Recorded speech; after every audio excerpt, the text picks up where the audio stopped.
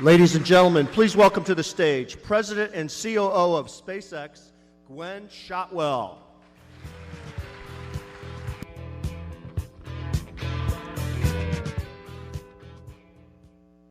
I love that video. I know, if that doesn't get you excited about engineering, Yeah, I don't I'm know what actually will. still shaking. I am biased, though. I'm an aerospace engineer, so. So Gwen and I are just going to spend the next, half hour, 45 minutes just having a discussion. I have a few questions prepared for her, but we really would like to encourage you as well, if you have any questions for Gwen, to tweet #AskGwen, and we'll do our best to get to those as well. But Gwen, I mean, it's an honor to have you here. This is our largest keynote breakfast that we've had for our SWE conference, so thank you very much for taking the time to be here. Yeah, it's my pleasure. Actually, I owe a lot to the Society of Women Engineers.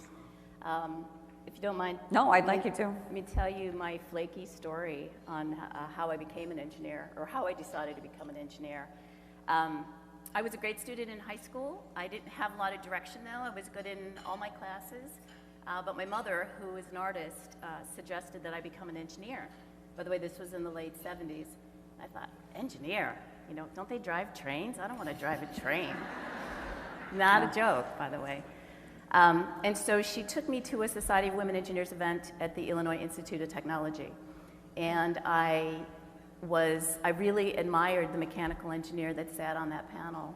And I loved her suit. And not a joke, I'm not exaggerating. The years have not changed this story. And it caused me, I was comfortable with her. I loved clothes at the time too. And I went up and I asked her about her suit and what she did. And she owned her own company. And she really inspired me. And that day, I said, okay, Mom, you can get off my back. I will be a mechanical engineer. And that was it. That's very cool. I was 15. That's very cool. Yeah. That's a great story. Yeah. So SpaceX is in the headlines every day. And I know you just won a big contract, but what is the coolest part of your job? This is going to sound pretty, it's going to sound pretty schleppy, but really I work with the finest engineers and technicians that I have ever in my career. I think SpaceX is the most extraordinary company. And I get to work with these folks every day, and every day they create miracles, and every day we do awesome things. So that's most definitely the best part of my job. What were you thinking when you took the role as the 7th employee for SpaceX? Yeah, that's kind of a funny story too. So I had been in the aerospace industry for quite some time when I took this role, almost 15 years.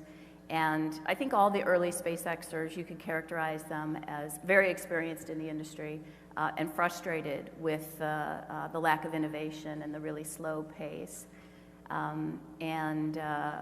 It was kind of a hard decision. I had a pretty comfortable job at the time, but I thought, if SpaceX can't make it work, this industry just doesn't excite me, and I don't think it excites many to go into it. So this would be my last job in the aerospace industry. If Elon and SpaceX couldn't make it work, I was happy to go sell real estate or barista at a Starbucks. That would have been okay too. But thankfully, it did work. Yeah. And I'm not a barista.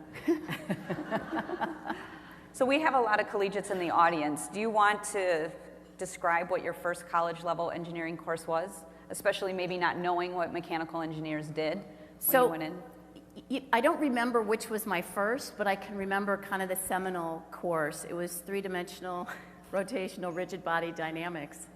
All right, anybody? Hardest professor at the engineering school. I went to Northwestern. We have any cats here?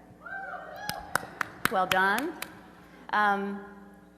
Hardest professor, Dr. Walker. I was scared to death of this class, but for whatever reason, about half, maybe a third of the way through, I didn't do well on the first midterm, but about a third of the way through, it just clicked for me, and I got it, and I got the highest grade on the final. I think when Dr. Walker handed it to me, he kind of was surprised, like, this is you? Really? All right, but and that was really it. That really settled it up and firmed it up for me. I was comfortable in the career, or in the curriculum, and I knew I could do it. Good, good. But research does show that a lot of women leave engineering in the first few years of their career. Why do you think that is, and what has encouraged you to persist? I didn't actually know that until you sent me these questions. I didn't. I mean, I knew the percentages of female in engineering was, appalling, but I didn't know that they didn't stick with it.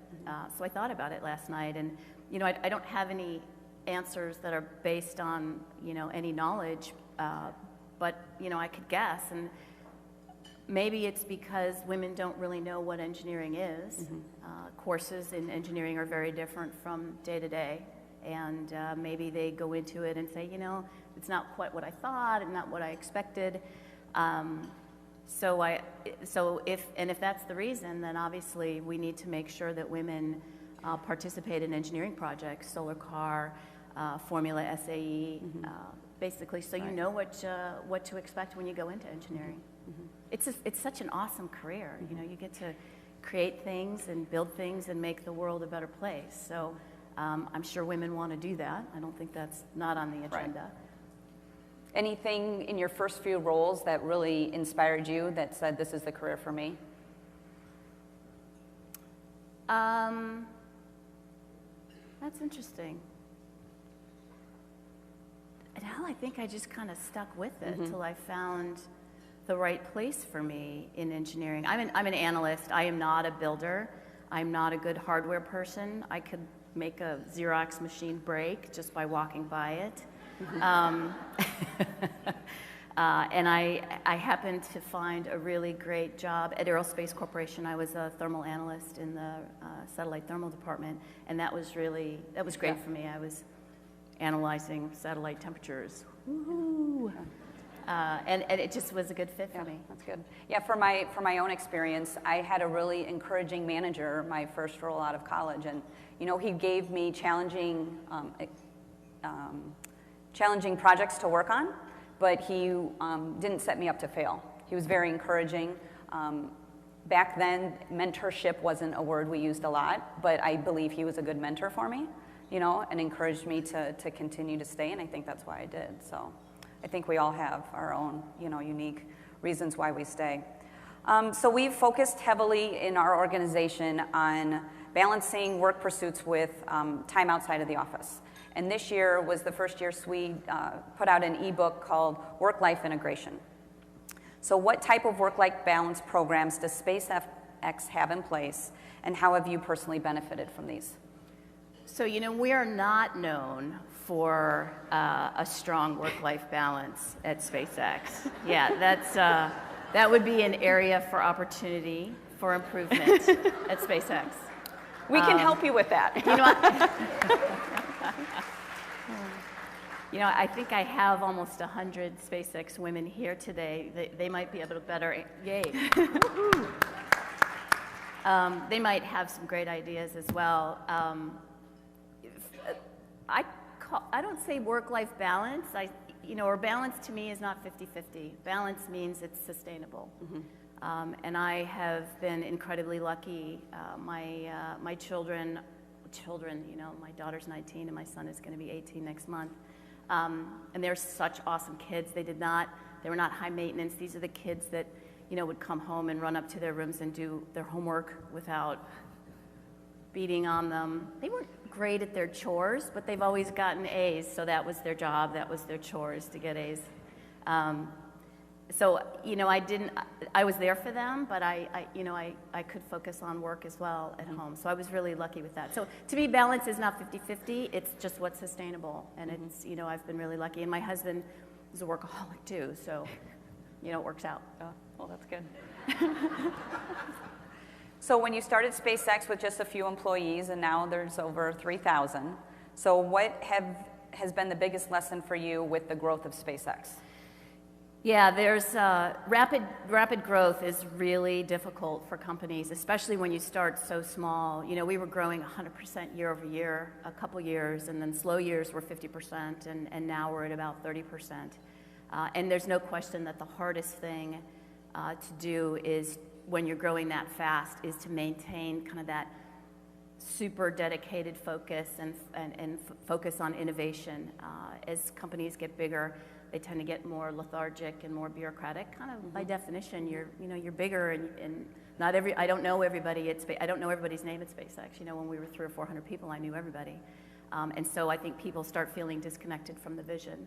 So there's no question that I think the most important thing as you grow is to communicate, find effective ways to communicate with your employees so that, first of all, they feel a part of something tremendous. I think that's the best way to keep people satisfied with their work experience, is to make sure they feel connected, that they know what they're supposed to be doing, and they feel like they're really contributing. Mm-hmm.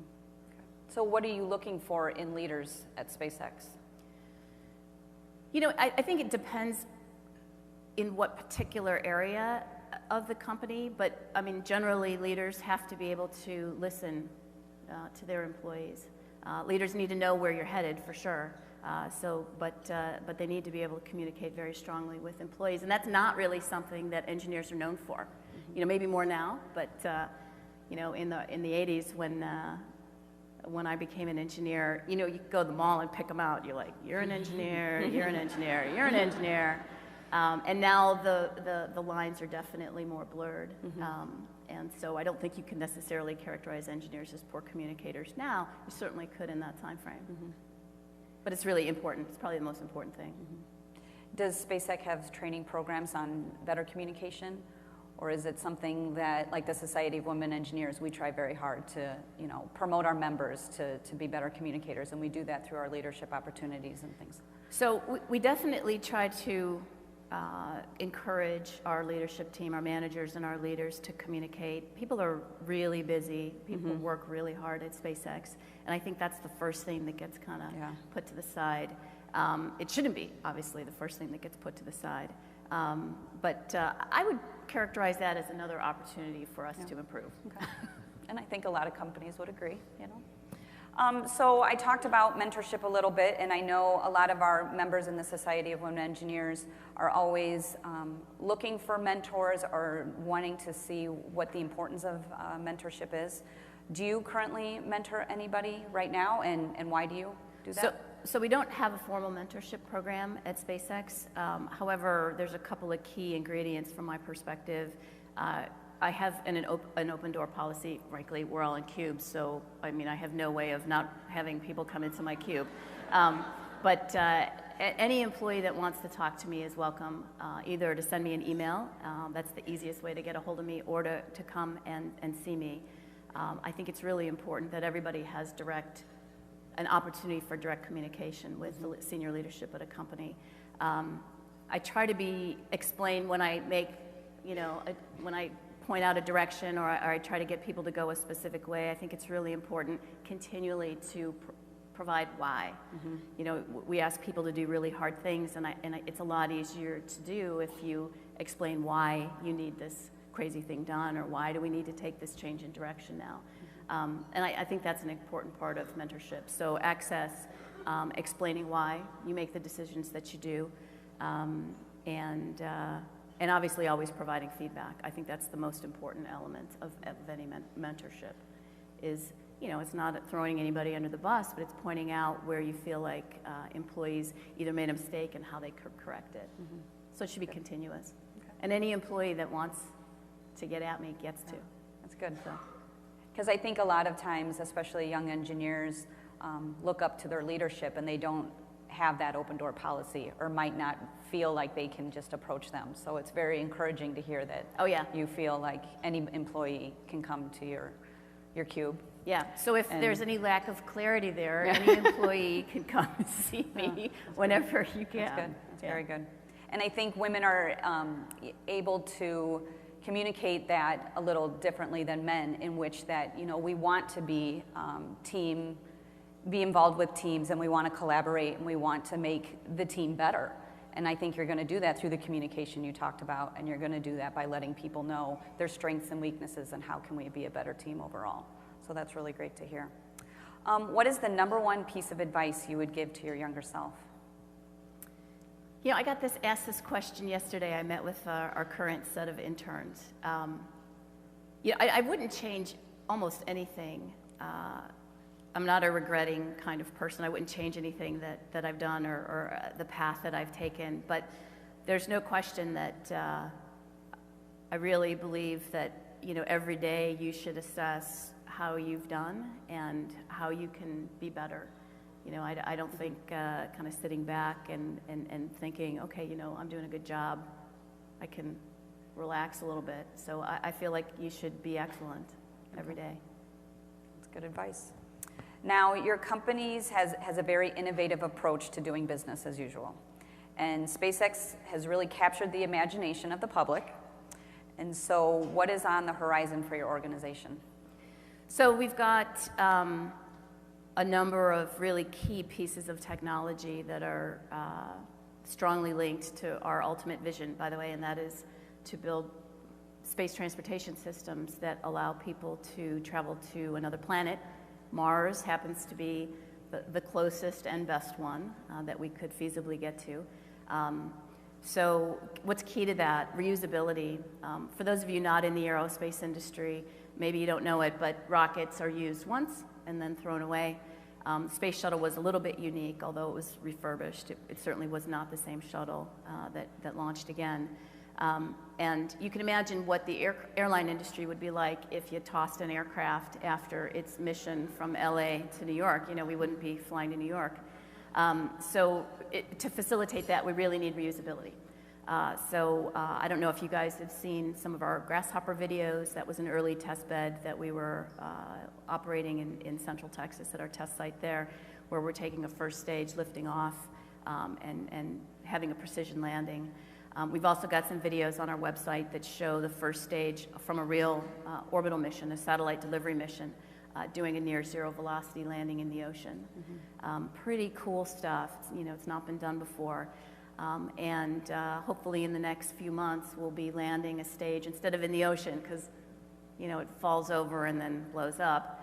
And we want to get that hardware back. So we're going to actually land it on a barge in the near term, ultimately to land it back on land. Because if you don't have reusability, not only are rocket flights and satellite delivery to orbit very expensive, but if you wanted to go to Mars, it's a one-way trip until you figure out how to build another rocket on Mars to come back.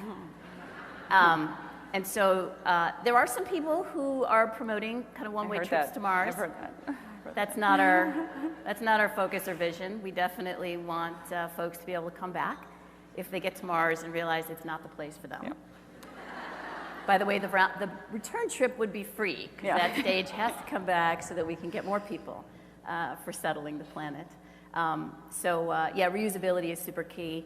NASA just recently announced that SpaceX and Boeing were the two companies that were going to move forward with basically replacement of the shuttle to carry our astronauts to the internet, to low Earth orbit. I don't know if those of you that are familiar with the industry or not, but when the last shuttle launched, the U.S. lost its ability to carry its own astronauts. So right now we rely on the Russians to do that, which is really a sad, non-patriotic position to be in. So we're going to fix that. Good. What's the timeline for that? So we're going to fly humans in late 16, okay, early 17. Oh, that's great. Yep. Okay. So now SpaceX is really doing rocket science. And so what do you guys do to help lighten up things around the office? You know, if nothing, well, I don't want to say if nothing else, one of the focuses that Elon, for sure, my boss, I have a boss, has is he definitely wants people to have fun at work. We have great parties, but I would say in the last few years we've been so busy getting Falcon 9 established in the world market and Dragon that we might have lost sight of trying to figure out how to make things fun. But we're in a much better place now, and we're thinking about some really cool things that we're going to do to the facilities as we expand. So I'll leave it there, but definitely fun things. And we're going to have another great Christmas party this year. Okay, very good. Be like a small town. There's going to be like 8,000 of us. Yeah. Is your company grown to that size? Do you think you'll have to be adding a lot more employees to handle the growth with all these new projects? Oh, there's no question. Yeah, hopefully we can add it at a slower rate, although if you go by percentage-wise, you're still adding more staff year over year than you were the year before. There's no question that we'll continue to grow. Okay. Yeah, wonderful. But especially facilities-wise, for anyone that's been at SpaceX and seen the factory, it's pretty tight. Yeah. Good. So again, I just want to encourage everyone out there, if you have any questions for Gwen, to tweet. And I think Kelly has a few for us right now. Thank Thank you. So from our audience, what do you do when someone asks you, what is an engineer? Well, I always make the joke about the train, driving the train, just to show how far some folks are away from understanding what engineers do. But in the simplest form, engineers build and create things. Good. I know, and I like when our sponsors bring videos to be able to see all the different technologies that they're working on. We're all engineers in this room, and then if you looked at what Eaton's doing, what Genentech's doing, and SpaceX, it's really, I mean, it's hard to say that engineers don't touch everything. So that's great. So SpaceX could be anywhere in the world. Why are you in Southern California? There was a huge talent base or a huge expertise in the aerospace industry. You know, we were a brand new company. You have to found it with. We were a brand new company. You had to found it with people that knew about the industry and about the technology, and then as we felt comfortable with the space-based technology, then you need to feel comfortable in new areas such as production. You know, the aerospace industry, at least at the highest levels, you know, a lot of rockets are not produced every year, at least not in the United States, and so the kind of the next growth area for us was becoming experts in production. Mm-hmm. Good. I think this is a good question. What current lacking capabilities would you most like to see in new engineering graduates? What new capabilities? Mm-hmm. The piece that we most commonly look for is hands-on experience as an engineer. So people that participated in great labs, solar car project, Formula SAE, or any other, you know, robotics, FIRST Robotics, mm-hmm. Or whatever robotics competitions. We like to see people participate in design, build, fly activities as well as competitions, because then you know who's really great. Yeah. The winners. Right. Makes recruiting pretty easy. I want to go after that team from that school because they won. But I mean, that's good advice, because I think, especially for the collegiates in the room, you get so focused in the classes that you're in. But I think the advice you just gave is, how do you work well in a team? How are you communicating well? And if you're doing that, then you'll see the success, and then those are the type of employees you'd like to bring on. Absolutely. So that's good. Yeah. Is there a time you felt defeated in your career, and how did you bounce back? Defeated. Well, that's a really good question. I defeated in my career. You know, maybe we'd have to solicit feedback from former colleagues and supervisors. Did I ever really screw something up? Probably. But then, with just talking to you here, it sounds like your personality is very like, you take maybe an obstacle, but you learn from it, and it's made you then pursue your career in new ways. So it's like that, taking the risk. There's no question that, yeah. If you want to be better every day, you have to learn from the mistakes that you make every day. I can talk about like one of the most difficult periods of time in my career, and that was kind of like 2008, 2009 timeframe at SpaceX. We were, you know, we struggled getting our first product, Falcon 1, to orbit. And yet we were growing very rapidly. We were working on the larger vehicle Falcon 9 and Dragon, and it was, you know, exhausting our resources. And there were a couple of times in that period when, you know, I was looking at the finances and thinking, I don't know how I'm going to make payroll in 6 weeks. And so those are really hard times. Yeah. You know, you get pretty stressed out when you've got, you know, 1,000 people that are depending on you to make sure you can pay them. And I never missed a payroll. So luckily, we were able to overcome some of those challenging times. But you know, that makes the company stronger. Yeah. Yeah, it makes you better. Yeah.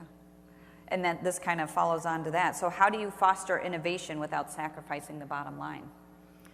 So our bottom line fundamentally depends on innovation. Mm-hmm. Innovation is key to us continually improving our products. You know, we don't want the launch vehicle to be static. We want our launch services to be more reliable year over year, which means you're innovating. You're finding the weak links and you're fixing them.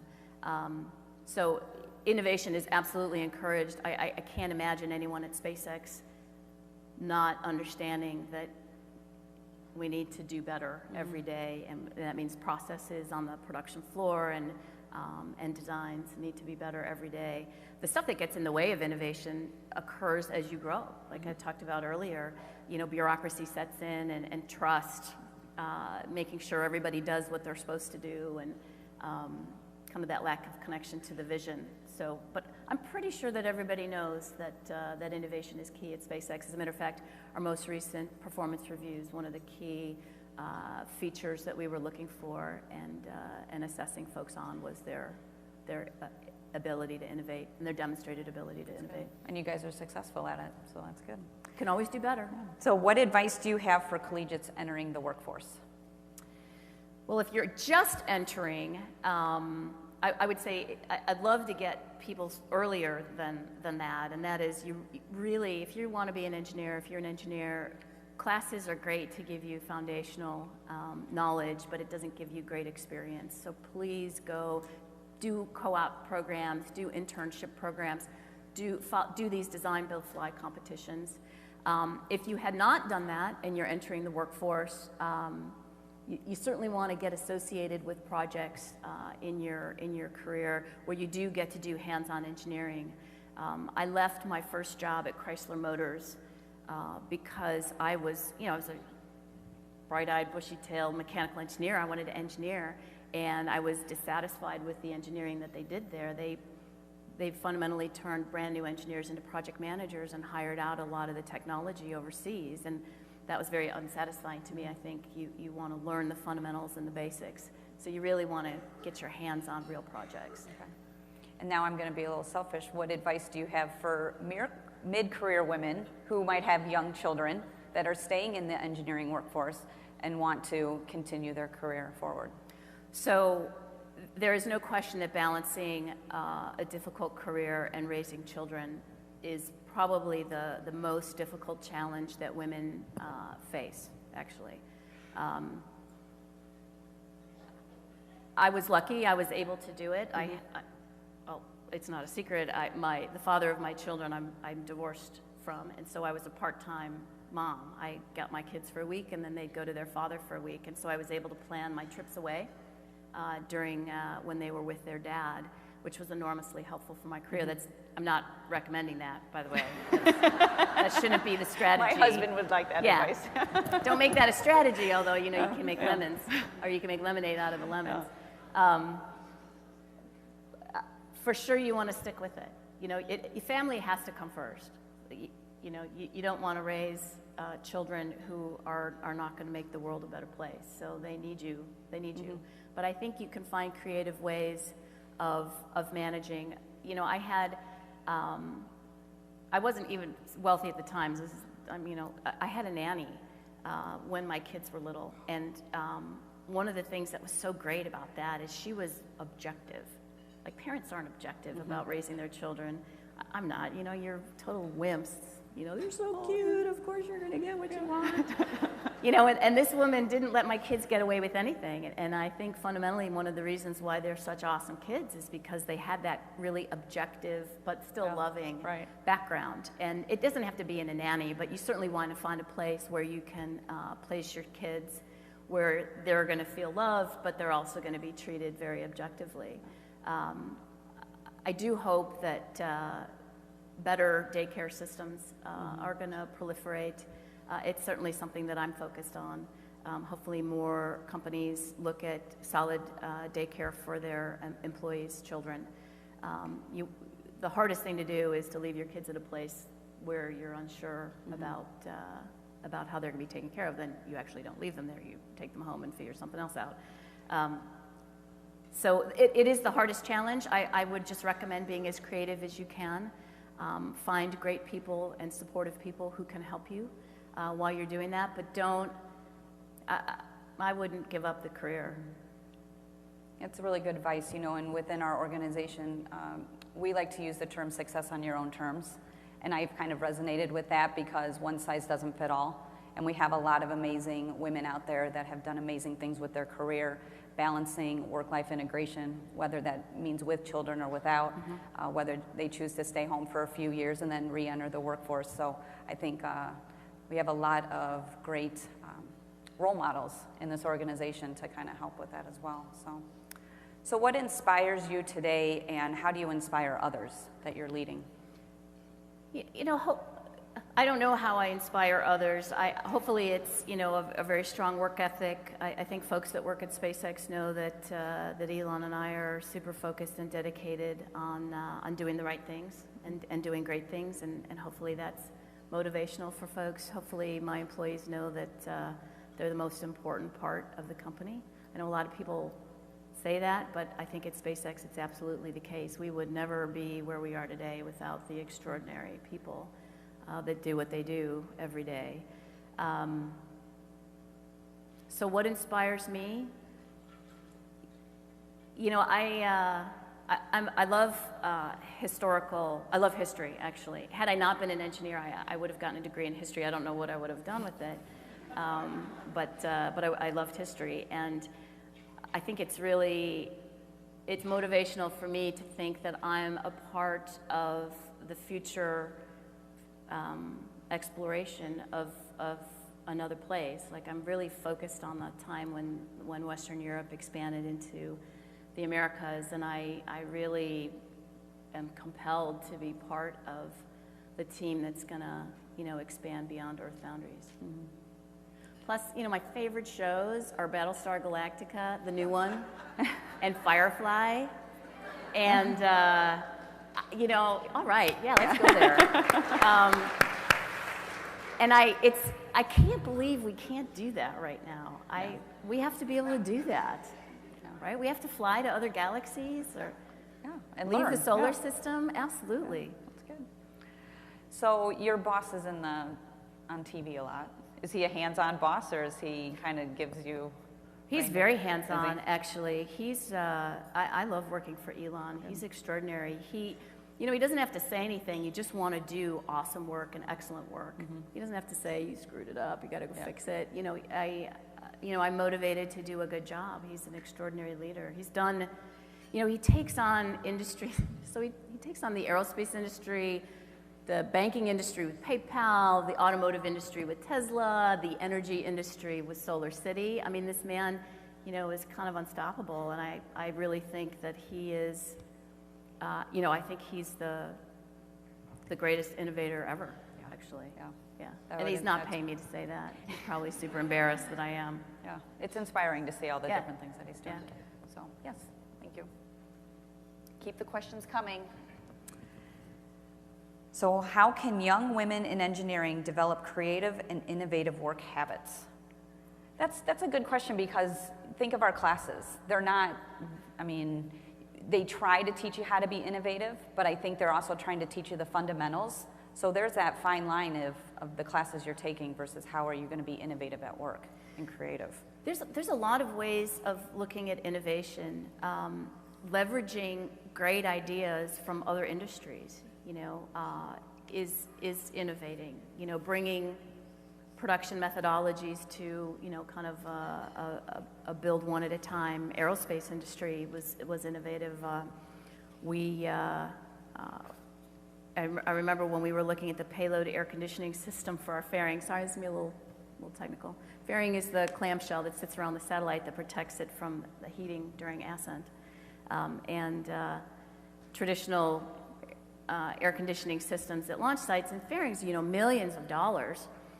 And we were looking at putting one in at the Cape, at our launch site at the Cape, and it was, you know, the price projected looked like it was $1.5 million. And I just finished putting in a new air conditioning system in my house, you know, and like, it wasn't $1.5 million to put in air conditioning in my house. Why the heck is it so expensive? And so we looked at non-traditional ways of providing air conditioning, you know, outside of the industry. So leverage other industries, like who does that thing the best, even if it sounds crazy, like air conditioning from home or industry as opposed to air conditioning from aerospace. And also, if you're thinking about how are you going to do things better, mm-hmm. you know, that is innovative, right? You have to do things better than you did today. You got to think about how you did it. You got to think about how you could do it better, and it really drives this mindset of being better and innovating. So a lot of companies have processes in place. So do you think that SpaceX has a process for this innovation, or are you just encouraging your employees to, just think all the time, how am I going to make this better? What would I do differently? I think we just encourage the mindset. Okay. As a matter of fact, on the development side, you know, we're continually developing, and we're also rolling out product from a production perspective. And those are two very different mindsets. One is speed to, like on the technology, the innovation side, you want to get there fastest. And if it doesn't work exactly right, it's okay the first time because you're trying to spin the design. Whereas on the production side, you want to make sure that you do it right and the same every time. So we are balancing those two cultures at SpaceX.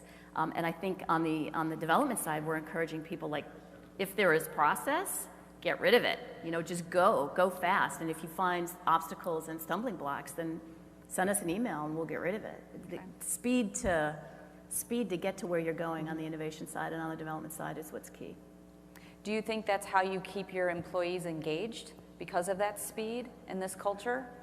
Or do you have to do other things to make sure they're engaged and want to reach the goals that you have for your company? You know, I think we should ask my team more. They would know better than I. One of the things that I think makes it easier to be engaged at SpaceX is everybody knows what we're trying to do. Everybody at the company knows what we're trying to do, and so you can feel kind of a part of that as opposed to, I don't know, being just a cog in a giant machine. I think hopefully people should know what we're doing. We're super clear about it. Elon's very clear about it when he meets with employees. Okay. You know, we're trying to get to Mars. It's really hard. Yeah. And soon. You know, we're not talking about getting to Mars in a century. You know, we'd like to build the capability so that anybody in this room could sell your house, pack your bags, and Go to Mars. go to Mars. And do it cost effectively. Yep. I mean, that's a balance too that you always have to look at. Yep. So you've been very successful in your career. So what has inspired you to climb the ladder instead of just staying an individual contributor? You know, I also asked this question yesterday at the intern. I never had a plan. You know, I don't know if that's like a big revelation or not. I never had a plan, but I always wanted to do new things, actually.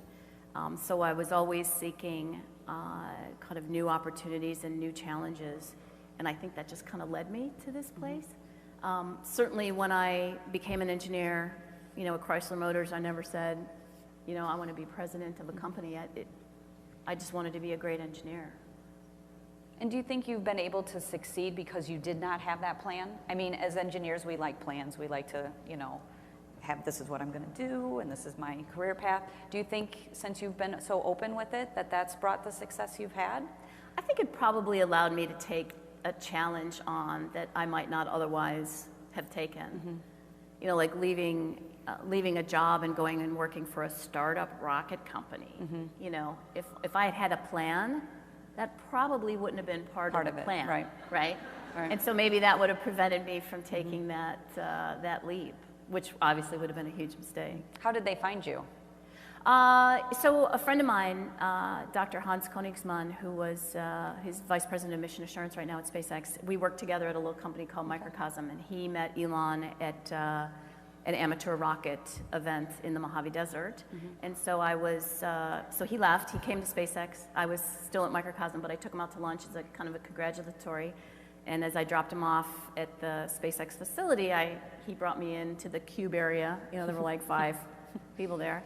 And I ran into Elon, and I shook his hand, and I said, you know, I think you need a new salesperson. You need a salesperson. And later that afternoon, I got a call from his assistant saying, well, he wants you to apply for the new vice president of sales. That was pretty quick. Yeah, I wasn't looking for a job. Yeah. Actually. Yeah. Yeah. That's great. So I think this might be easier in a smaller startup company, but a lot of us in larger companies hear the advice that to be successful leaders, you should work in different areas of the company. Do you have advice on that? And versus the stair-step way, how do you take lateral moves and still feel like you're progressing your career? So there is no question that first of all, I think to be a good leader in an area, you have to you have to know what goes on in that area at a pretty intimate level of detail. You don't have to be the expert, but you have to be expert enough that the folks that will be supporting you will respect you for your ability to make good decisions for that particular group. And then obviously if you want to, instead of manage, you know, a thermal analysis team, if you want to manage a rocket team, you want to understand propulsion and you want to understand structures and avionics as well. So I think it's really important to move laterally in your career and gain deeper insight into kind of parallel areas. Yeah, I think that's really important. But you've spent your career in aerospace. Well, I guess you said you started in automotive and then moved into aerospace, but you've spent the majority of your career in just one industry. Correct. Okay. But I started in the thermal area. I was a thermal analyst, a thermal weenie, for those of you that know the field. And then I expanded into more broad mechanical areas. So then my responsibility was both thermal and structures and integration and launch. And then from there, I did kind of focus more in launch at aerospace, but I started leading teams of people at that time. So even if it's not a specific technical area, if it's kind of a new programmatic area, or if you take on leadership in teams, you're still kind of learning a new thing. Yeah, and I think that's the wonderful thing about engineering. Like when you guys go to the career fair today, it's really impressive to see the breadth of companies we have here that are looking for the engineering talent, and just the way that we're able to use our skill set in a lot of different areas, so that's good. So this question, I might change up both the words a little bit. It says, in your various roles as mother, wife, and employee, it says, do you ever feel, and I'm going to say when you feel, overwhelmed? How do you manage? Yeah, I feel overwhelmed a couple times a day. You know, I think then you go back to your engineering roots, and every problem can be solved to one extent or another by kind of breaking it apart and looking at its fundamental components and solving each piece of the problem. Doesn't mean you're necessarily going to get to an optimized solution, but that's really the way I operate, is I try to break, you know, what seems to be overwhelming down into smaller pieces that I can get through and accomplish. Okay. There's a commercial on TV that I find funny right now, is there's little children and they're saying, you're leaving vacation days unused. How is this possible? Do you use your vacation?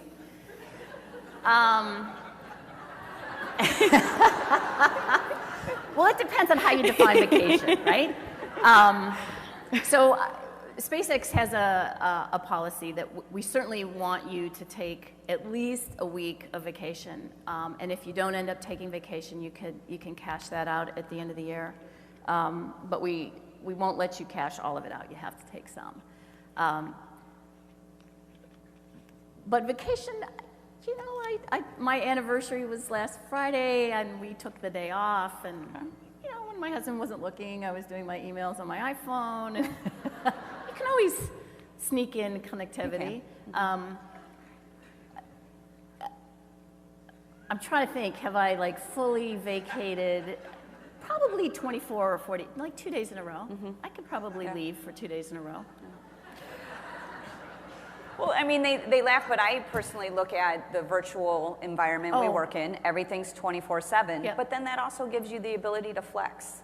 You know, you can come in early if you need to go out in the afternoon to do like a project with your children, or if you have something to do, you know, like you said, you took Friday off, but maybe on Sunday afternoon, you're like, well, I have a few down hours, I'm gonna make sure that everything's okay. So there's pros and cons to it, and you're right, I think you're handling it well with the way able to flex. Yeah, there's no question that if you have a job where you must be in plant specific times, that's a much greater challenge than having flexibility.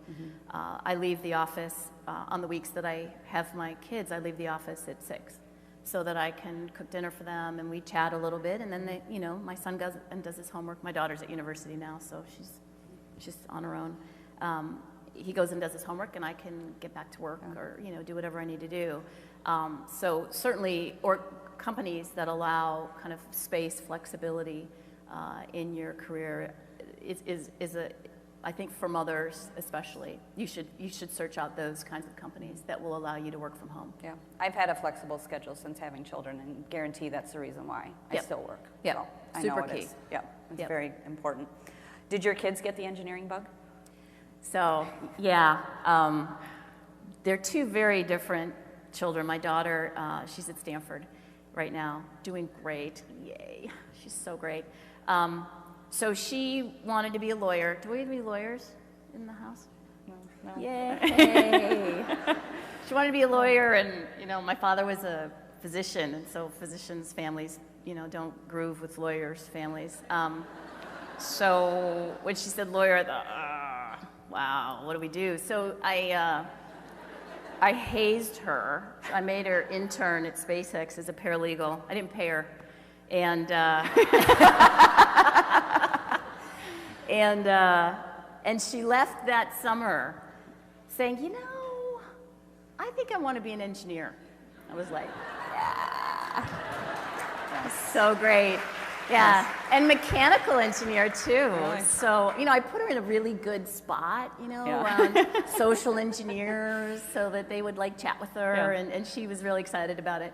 And my son, who is also an extraordinary student, he's just a senior this year, I think he'll be an architectural engineer. Okay. He's actually more creative than my daughter. He when he was little, after he got over the I want to be a garbage man, he's when he was 3 or whatever, then he wanted to be an inventor. I was so Very excited cool. about Very that. cool. Yay, be an inventor.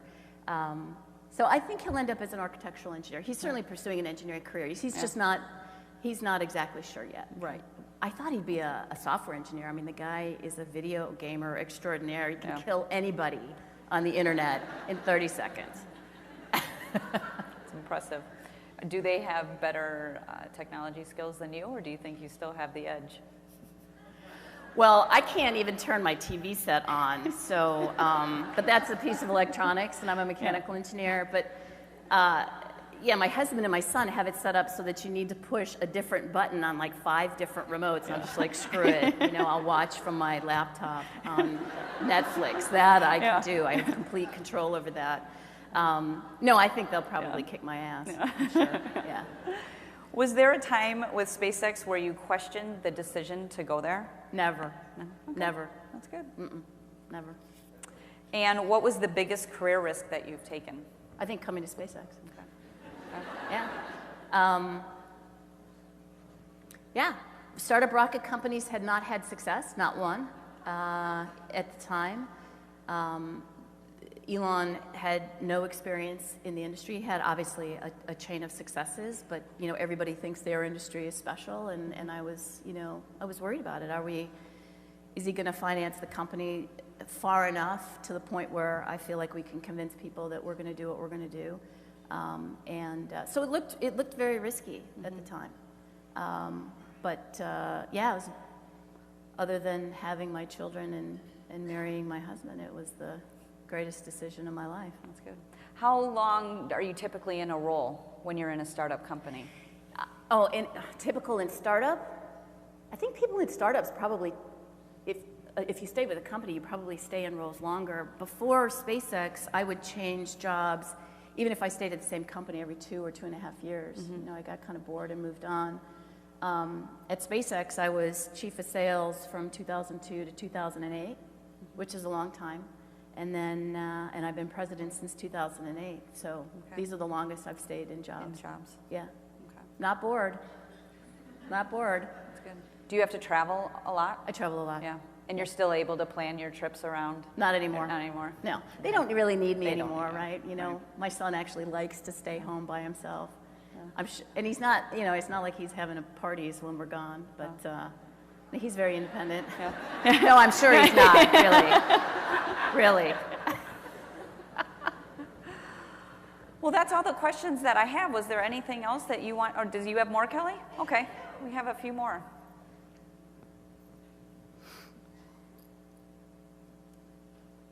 Thank you. These are good questions. Do you think you've had to sacrifice anything in your career because of parenthood? I don't think so. No, or at least I can't think of anything. But again, I said earlier, I'm not a regretter. No, I can't think of any decision that I would have made, decision that I would have made differently. No, I don't think I did. That's good. And then as a leader and at SpaceX, do you have an intentional focus on gender equality? So our focus at SpaceX is to hire and promote or promulgate excellence. And we're actually the only company that I've ever worked for or known of that is completely blind to sex, religion, color. I mean, we are absolutely blind. All we care about is performance and excellence. However, our numbers, our percentages are not great.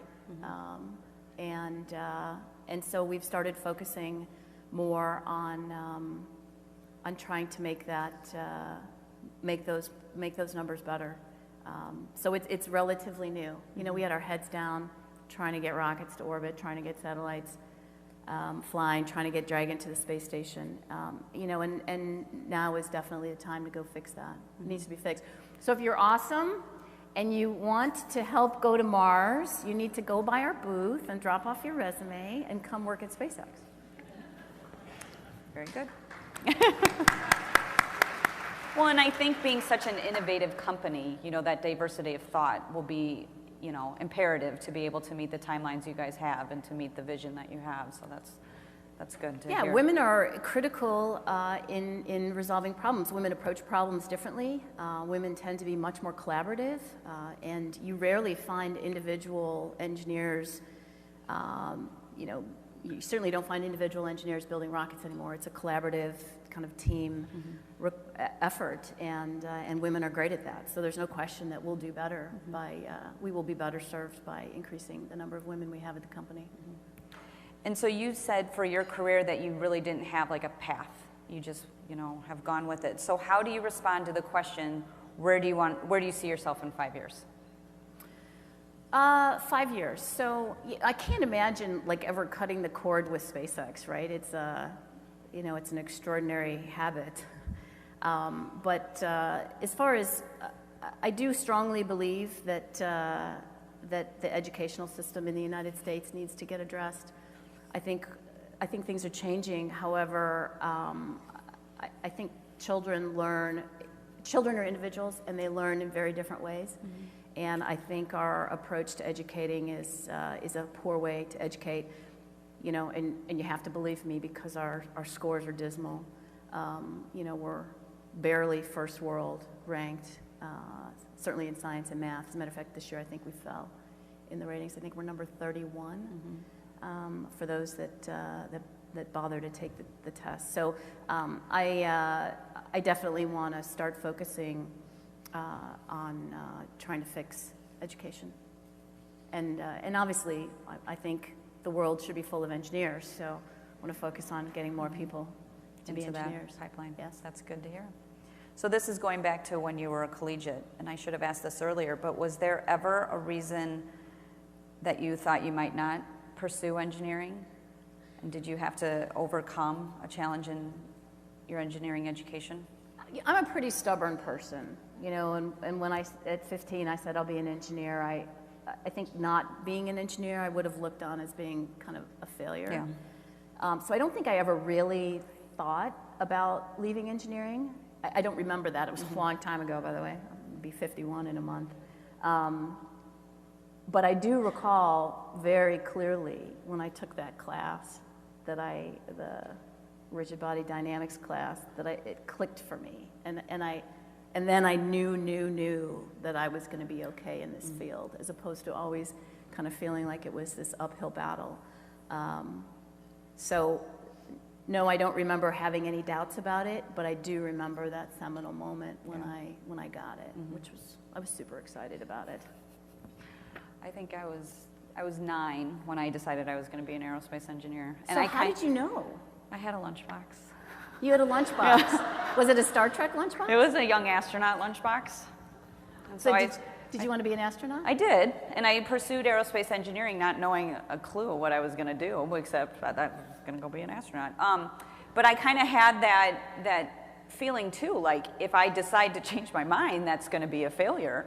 And and so I went to Iowa State University, and it was challenging and it was very hard, but somehow failure was not an option. Right. It wasn't something I was going to do. So as challenging as it was somehow I had the audacity to say I'm going to get through it. So I don't know. So SpaceX is definitely innovative, but we've kind of talked about this. What are you going to do to change that diversity to be more innovative? Oh, to be more innovative? I think we need to kind of further promote at the company that we have to do things better and differently, and we have to continually improve the product. So, and we need to make sure that the bureaucracy does not slow us down in those arenas, and that the two fundamental and equally important elements of our company, the production, the reliable, rolling out product for our customers, versus the innovative, kind of quick-paced, it's okay to fail philosophies, that we can stay a tight company with maintaining both of those, and each feeling equally important, because they are equally important. Right. Yeah. Yes. That's fine. Did I answer the question? You did. I forgot. This is a better question. What's the best advice you got from your mom? Be an engineer. Why do you think, definitely. as you said, her background was art, why do you think she wanted you to be an engineer? Do you think she saw the growth in that industry, or she thought that's something you would be able to succeed at? I don't know. She passed away a year ago, so I never got around to asking her. I did thank her for pushing me in that direction. I was not excited about it when she first brought it up. I was not a great teenager. I was pretty ornery and horrifying. And when she first said engineering, I was like, what are you talking about, you crazy lady? But I think she recognized, actually, when I was in third grade, I remember driving home, and we live way out in the boonies from Libertyville, Illinois, which in itself is the boonies.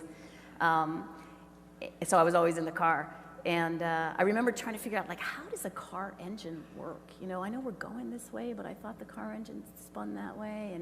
And I asked her, I said, how does an engine work? And she's like, I don't know. So she gave me a book, and I read the book in third grade. So I think she probably saw that I was kind of connected to how things work and just promoted it. I was very lucky. It was not her field at all. She was, she was an artist and a very creative person. I am not a creative person. Like, my sister is a photographer, and my older sister, and she's a producer, documentary producer. And, she'll take a photo. I took a photography class in undergrad, and we went on a photo shoot in the city of Chicago. We took the same photo. She was standing there, I was standing here, it's the same tree. And my photo looked like an engineer taking a picture of a tree, and hers was a piece of art. It's like, oh my God, it was a beautiful photo. So I don't have that talent at all. It was really very clear. Yeah. Doctor, brain surgeon, dad, engineering, Gwen, artist, mother, very creative sisters. Have you ever been on Pinterest? Pinterest? Yeah. No, I haven't even. No. I don't go there. Is that a creative? It's very creative? Okay. I don't go there. It's not me. It's not a shopping site. I don't No. I don't think it's a shopping site. It's not. Okay. Well, and I shouldn't talk. I really don't know what it is. But people get ideas for style and things and creativity. So we have to go look at it now, right? Okay. So you mentioned you went to a Society of Women Engineers panel, and you like the woman's suit. Yes. So I have the question, where did you get your suit? Oh, yeah. Where did I get this? This actually isn't a suit. They're separates. They're Theory. I don't know if you guys shop Theory. They have fabulous women's suiting separates. This is actually a tuxedo jacket. I got it, I don't know, a couple months ago. I don't remember where. Do you only shop online? I shop a lot online. I used to shop at Loehmann's. They have, if you're willing to dig through the racks and through like all the nasty stuff, you can find some fabulous things. But it closed up in my area. I live down in the South Bay. Yeah. So I do shop online for shoes. Zappos, awesome. Yeah. It's neat to see how that technology has worked out too, because 20 years ago you wouldn't even go online, and now I do all my shopping online to just think in what's 5 years going to be and how we're all doing that. Yeah. Will there be brick and mortar stores the way they are now? Yeah. So, okay, back to work questions. How do you find good suppliers? Interesting. So we are a very vertically integrated company, meaning we build a lot of our own componentry. As a matter of fact, the vast majority. Doesn't mean we don't have suppliers, but they're at a pretty low level of integration, like wire, raw materials, connectors. But we build our own avionics. As a matter of fact, I know I've got a bunch of avionics women at the table there. I also have some supplier engineers there as well. So what do we look for, and how do we, I would say we trial and error our suppliers, at least initially. For those suppliers that can keep up with us, we're very demanding. It's never fast enough, it's never good enough, and it's never cheap enough. So, there's been a number of long-term suppliers that they've stuck with us, and they've done a really great job. Okay. And then how do you dig into technical details of a project when there's administrative fires going on all around? Yeah, so I actually don't get to do as much engineering as I would like. I'm happier when I'm working on engineering projects, but I do insert myself in engineering activities. Elon is more, when Elon asked me to be president, we wanted to divide up the roles. So, obviously he's chairman, he's CEO, he's chief designer, he gets to do what he wants, he's the boss. But he definitely focuses more on the innovation and the development side, and I focus more on the day-to-day operations piece. So what was the question again? Oh, how do you focus on engineering while when you have all that other? Yeah, it's funny. I often day-to-day refer to fires. myself as the president of parking and potties because, when you grow that fast, you run out of parking. Well, we've been out of parking for a year and a half. We're just about ready to start breaking ground on a new parking structure across.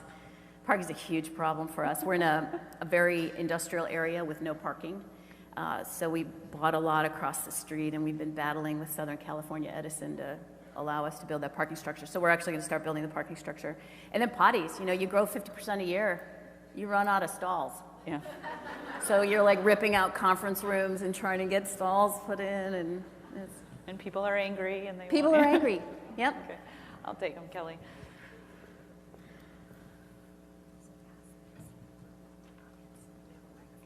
Okay. So this is, how can I get a job at SpaceX? So we've got a booth. It's over in the hall. I need you to bring your resume, and if for whatever reason you can't find the booth, email me, Gwynne, Gwynne @spacex.com. Very nice. Yep. So now I want to take the opportunity for those that don't know how to tweet. If you have a question in the audience, if you raise your hand, I know we have a few mics, and we'll take that for the next 5 minutes. And I'm sorry I can't see with these lights. I know, I can't. So just shout.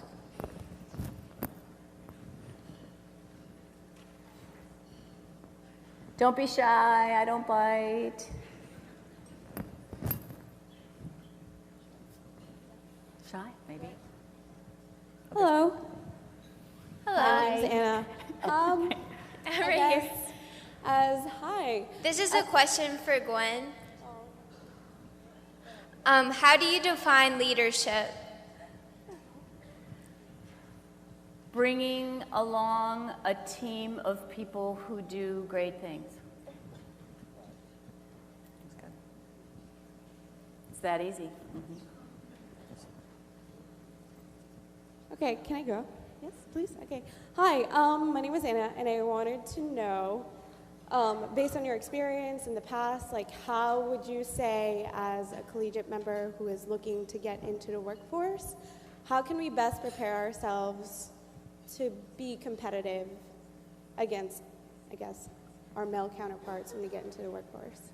So I can certainly answer that question for SpaceX. We are a company that's intensely focused on pretty hardcore engineering. So for sure, do well in classes and participate in engineering activities, whether it's labs, design, build, fly competitions. And if you're on a team, a Formula SAE team or a Solar Car team, drive that team to be excellent and win. Because, we do recruit heavily the winning teams in these organizations. I don't think all engineering companies are as so supremely focused on the hardcore. I'm not saying that they aren't, but we are supremely focused on that. But the other things that you really want to make sure you can do as an engineer is you have to be able to communicate. And you have to be able to communicate in small groups, one-on-one, as well as large groups. I look at almost every day as a sales day, and I don't mean, clicking a deal. You'll find in a competitive environment, in a competitive world, that there's lots of great ideas, and you want to win. Hopefully you believe your idea is the best, and so you need to be able to communicate both what you're promoting or what your idea is or what your method of solving the problem is, as well as convincing them that it's the best way. Great. Gwen, sorry.